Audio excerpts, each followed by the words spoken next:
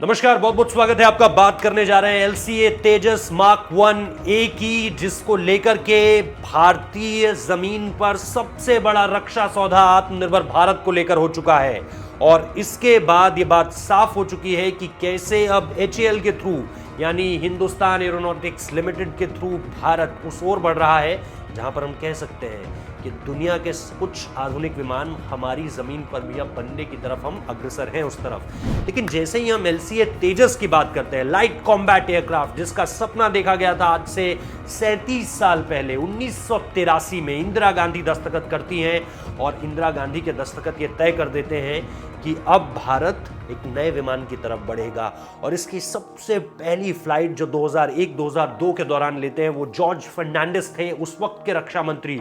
और इसके बाद देखिए कितना लंबा सफर है। 2015 में मोदी सरकार आती है और 2015 के ही दौरान मनोहर पर्रिकर को जब रक्षा मंत्रालय सौंपा जाता है तो मनोहर पर्रिकर बाकायदा, क्योंकि टेक्नीशियन थे, टेक्नोक्रेट थे, IIT से पढ़े हुए थे, इसलिए जैसे ही उन्हें लाया जाता है, पूछा जाता है, इंडियन एयरफोर्स के अधिकारियों को बिठाया जाता है, मनोहर पर्रिकर बाकायदा सवाल करते हैं, क्या चाहिए आपको? जो आपको चाहिए आपको मिलेगा।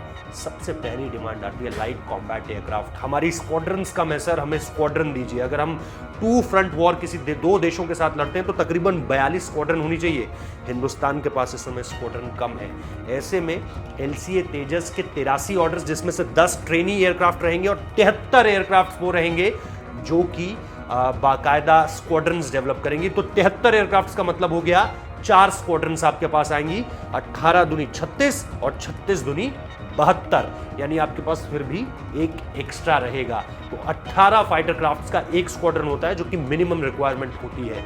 इसके अलावा दूसरी तरफ हम पाकिस्तान की बात करने जा रहे हैं। पाकिस्तान बना रहा है JF-17 और इसका ब्लॉक 3 वर्जन बन चुका है। यानी ये एक ऐसा विमान होने वाला है जिस पर चाइना और पाकिस्तान ने संयुक्त रूप से काम किया। इसका इंजन जो है वो रशियन है और इसीलिए ये थोड़ा सा एडवांस जरूर देखने को मिलता है। लेकिन जब आप LCA मार्क 1A से इसकी तुलना करते हैं तो ये निश्चित तौर पर JF-17 को कई मायनों में पीछे छोड़ देता है। कुछ मायनों में आप कह सकते हैं कि JF-17 भी ताकतवर है।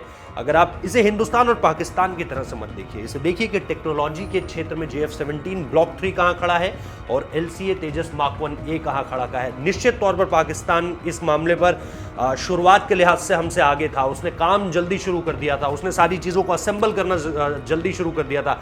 भारत में लगातार इसी बात होती रही कि LCA तेजस को आगे कब बढ़ाएंगे, इस प्रोजेक्ट पर काम कैसे होगा। ये सारी चीज़ें तुलनात्मक स्टडी में अगर आप इसे देखें तो आज निश्चित तौर पर मार्क 1A तेजस का काम शुरू हो गया है। और एरो इंडिया के वक्त पे ऐसा बताया जा रहा है कि इसके जो पहले ऑर्डर्स हैं उनको लेकर के डील भी साइन हो जाएगी। और ऐसे में सबसे पहला जो LCA तेजस मार्क 1A आएगा, जिसे प्रोटोटाइप हम कहते हैं कि भाई ये डेमो है हमारे पास, वो प्रोटोटाइप तकरीबन 2025 तक आएगा। तो इस लिहाज से पाकिस्तान की उड़ान हमसे तेज है।